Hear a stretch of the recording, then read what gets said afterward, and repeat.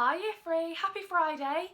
Well done for making it through another week. We're so impressed with how hard you're working at the minute, so keep it up. Chapters 26 and 27 of Charlie and the Chocolate Factory today. Don't forget to stick around to the end and see what's changed behind me. And right, so sit comfortably. Are you ready? 26, the television chocolate room. The TV family, together with Charlie and Grandpa Joe, stepped out of the lift into a room so dazzlingly bright and dazzlingly white that they screwed up their eyes in pain and stopped walking. Mr. Wonka handed each of them a pair of dark glasses and said, "Put these on quick and don't take them off in here whatever you do. This light could blind you." As soon as Charlie had his dark glasses on, he was able to look around him in comfort. He saw a long, narrow room. The room was painted white all over, even the floor was white, and there wasn't a speck of dust anywhere. From the ceiling, huge lamps hung down and bathed the room in brilliant blue-white light. The room was completely bare except at the far ends. At one of these ends, there was an enormous camera on wheels, and a whole army of Oompa Loompas were clustering around it, oiling its joints and adjusting its knobs and polishing its great glass lens. The Oompa Loompas were all dressed in the most extraordinary way. They were wearing bright red spacesuits, complete with helmets and goggles.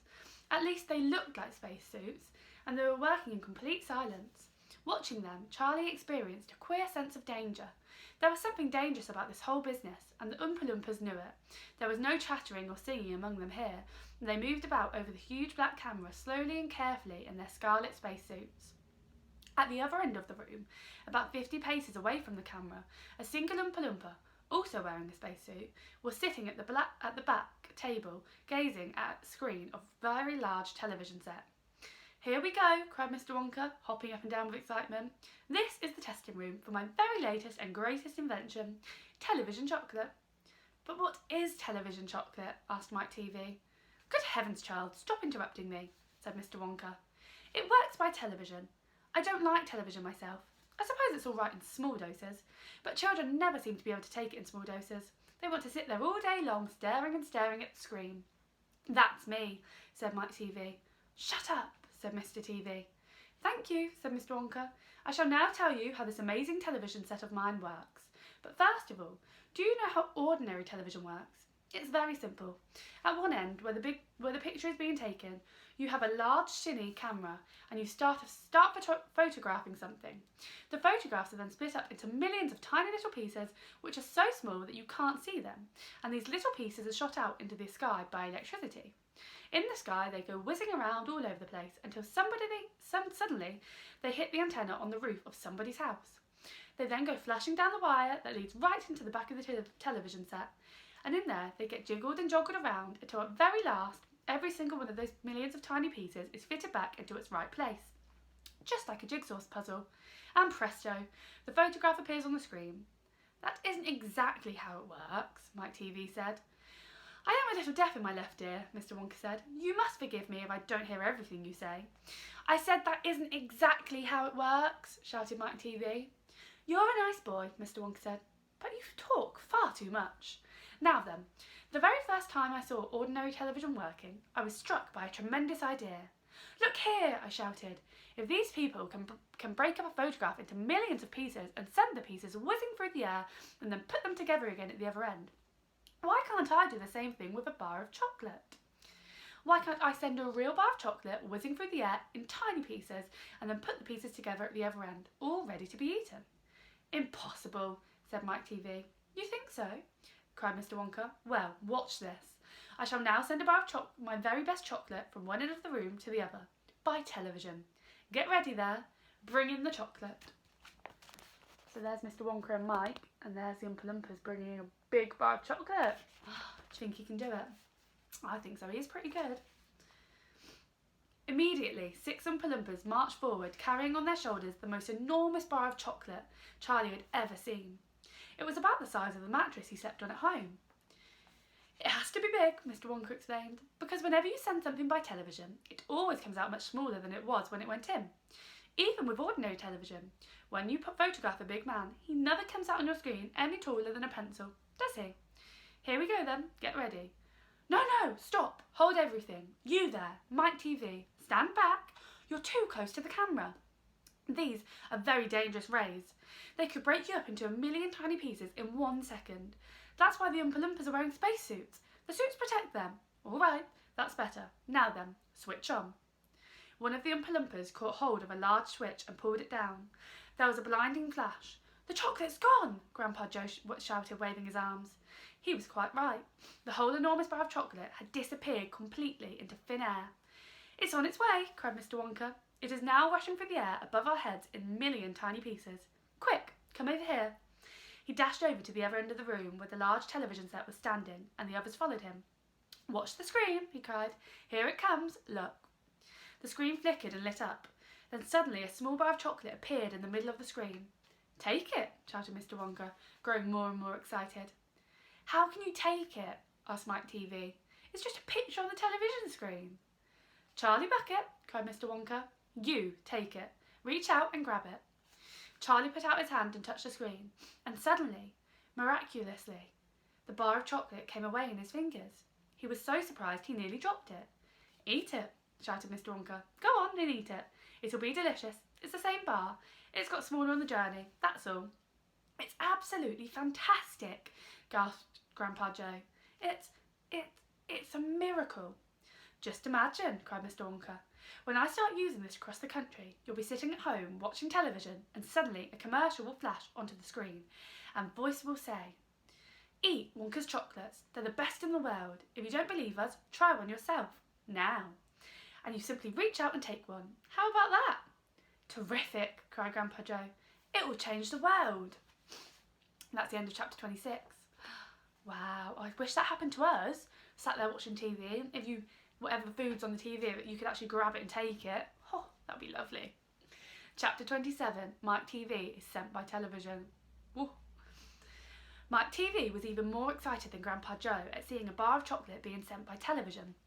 "But Mr. Wonka," he shouted, "can you send other things through the air in the same way? Breakfast cereal, for instance."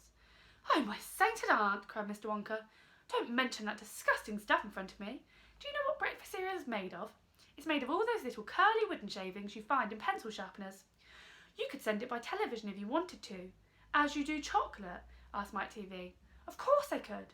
"And what about people?" asked Mike TV. "Could you send a real-life person from one place to another in the same way?" "A person?" cried Mr. Wonka. "Are you off your rocker?" "But could it be done?" "Good heavens, child, I really don't know. I suppose it could, yes. I'm pretty sure it could. Of course it could. I wouldn't like to risk it, though. It might have some very nasty results." But Mike TV was already off and running. The moment he heard Mr. Wonka saying, "I'm pretty sure it could," of course it could, he turned away and started running as fast as he could towards the end of the room, where the great camera was standing. "Look at me!" he shouted as he ran. "I'm going to be the first person in the world to be sent by television." "No, no, no!" cried Mr. Wonka. "Mike!" screamed Mrs. TV. "Stop! Come back! You'll be turned into a million tiny pieces!" But there was no stopping Mike TV now. The crazy boy rushed on, and when he reached the enormous camera, he jumped straight for the switch, scattering Oompa Loompas right and left as he went. "See you later, alligator," he shouted, and pulled down the switch, and as he did, he leaped out into the full glare of the mighty lens. There was a blinding flash. Then there was silence. Then Mrs. TV ran forward, but she stopped dead in the middle of the room, and she stood there. She stood staring at the place where her son had been, and her great red mouth opened wide, and she screamed, "He's gone! He's gone!" "Great heavens, he has gone!" shouted Mr. TV. Mr. Wonka hurried forward and placed a hand gently on Mrs. TV's shoulder. "We shall have to hope for the best," he said. "You must pray that your little boy will come out unharmed at the other end." There's Mr. Wonka placing his hand gently on Mrs. TV's shoulder, trying to comfort her. "Mike!" screamed Mrs. TV, clasping her head in her hands. "Where are you?" "I'll tell you where he is. He's whizzing around above our heads in a million tiny pieces," said Mr. TV. "Don't talk about it," wailed Mrs. TV. "We must watch the television set," said Mr. Wonka. "He may come through any moment." Mr. and Mrs. TV and Grandpa Joe and little Charlie and Mr. Wonka all gathered around the television and stared tensely at the screen. The screen was quite blank. "He's taken a heck of a long time to come across," Mr. TV said, wiping his brow. Oh dear, said Mr. Wonka. "I do hope no part of him gets left behind." "What on earth do you mean?" asked Mr. TV sharply. "I don't wish to alarm you," said Mr. Wonka, But it does sometimes happen that only about half the little pieces find their way into the television set. It happened last week. I don't know why, but the result was that only half a bar of chocolate came through. Mrs. TV let out a scream of horror. "You mean only half of Mike is coming back to us?" she cried. "Let's hope it's the top half," said Mr. TV. "Hold everything," said Mr. Wonka. "Watch the screen. Something's happening." The screen had suddenly begun to flicker. Then some wavy lines appeared. Mr. Wonka adjusted one of the knobs and wavy lines went away. And now, very slowly, the screen began to get brighter and brighter. "Here he comes," yelled Mr. Wonka. "Yes, that's him all right."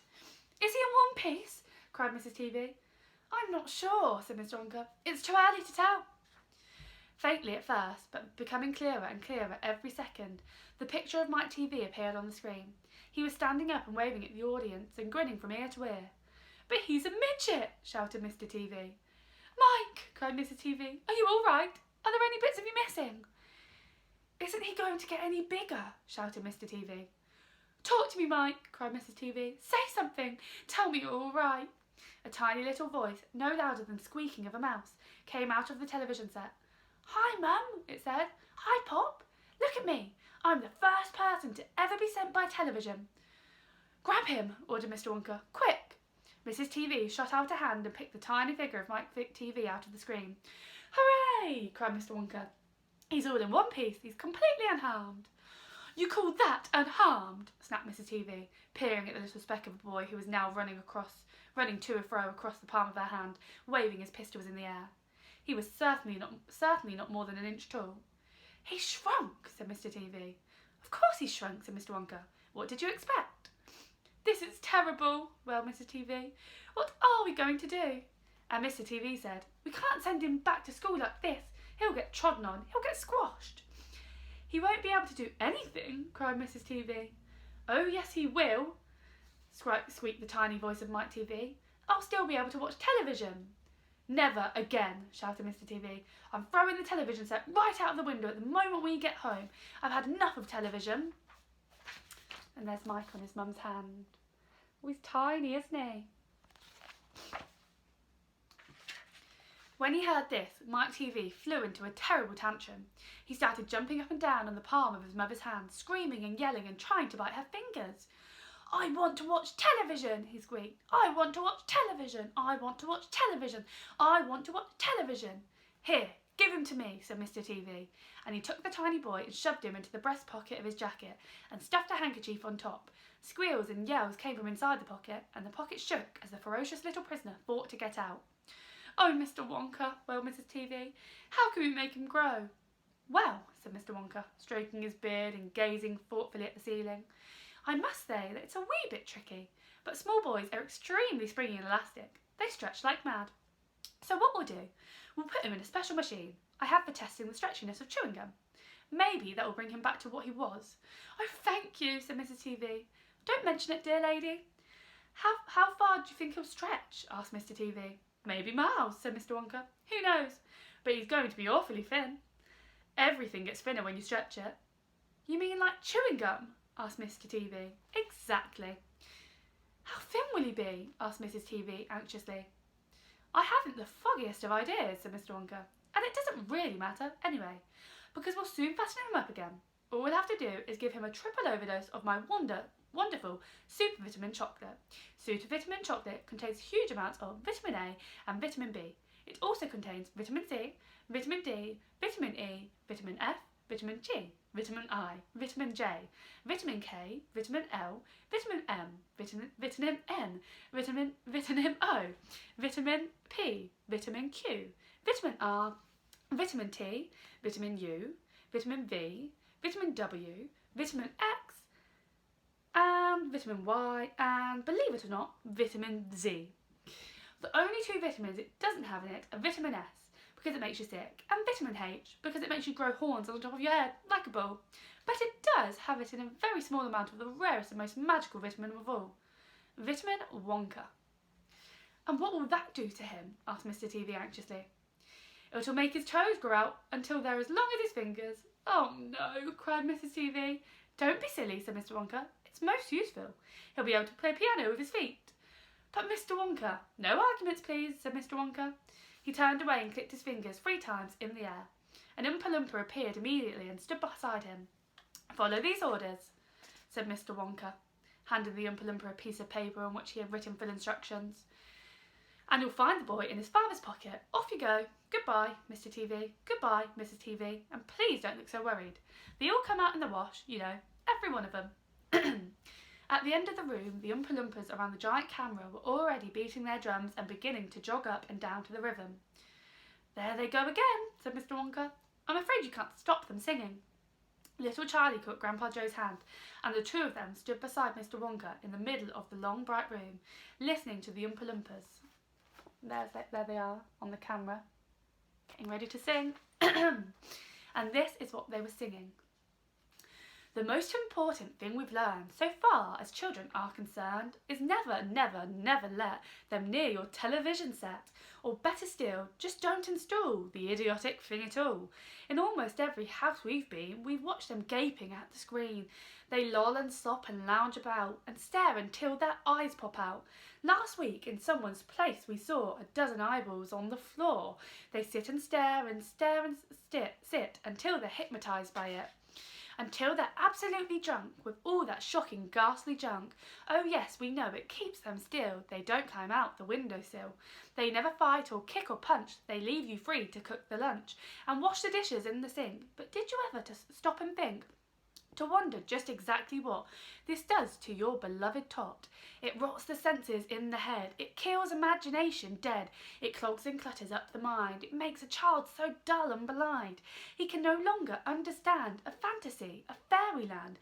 His brain becomes as soft as cheese. His powers of thinking rust and freeze. He cannot think, he only sees. All right, you'll cry, all right, you'll say. But if we take the set away, what shall we do to entertain our darling children? Please explain. We'll answer this by asking you what use the darlings wants to do. How used they keep themselves contented before this monster was invented. Have you forgotten, don't you know, we'll say it very loud and slow. They used to read. They'd read and read and read and read and then proceed to read some more. Great Scott, Godzooks, 1/2 their life was reading books. The nursery shelves have books galore, books cluttered up the nursery floor, and in the bedroom by the bed more books were waiting to be read. Such wondrous fine fantastic tales of dragons, gypsies, queens and whales, and treasure isles and distant shores where mugglers row with muffled oars, and pirates wearing purple pants, and sailing ships and elephants, and cannibals crouching round the pot, stirring away at something hot. It smells so good, what can it be? Good gracious, it's Penelope.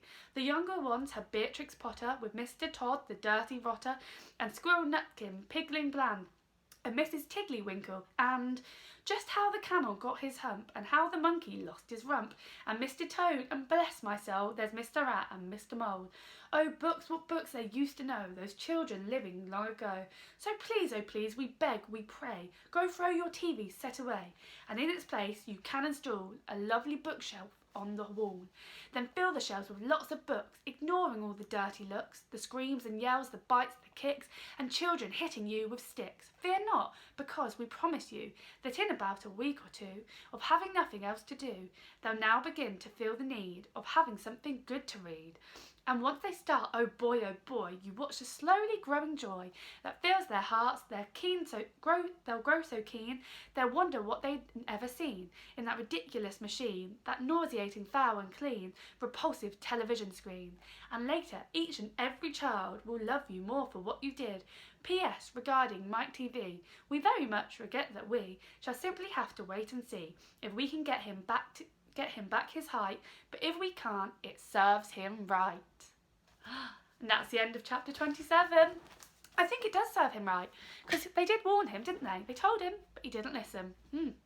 So tomorrow you have to come back for the next chapters. And what's this, only Charlie left now? Oh, it's the only child left. What's going to happen? As promised, we're going to see what's behind me now. Are you ready? So here, looks like they're about to go to bed. Bedtime story maybe.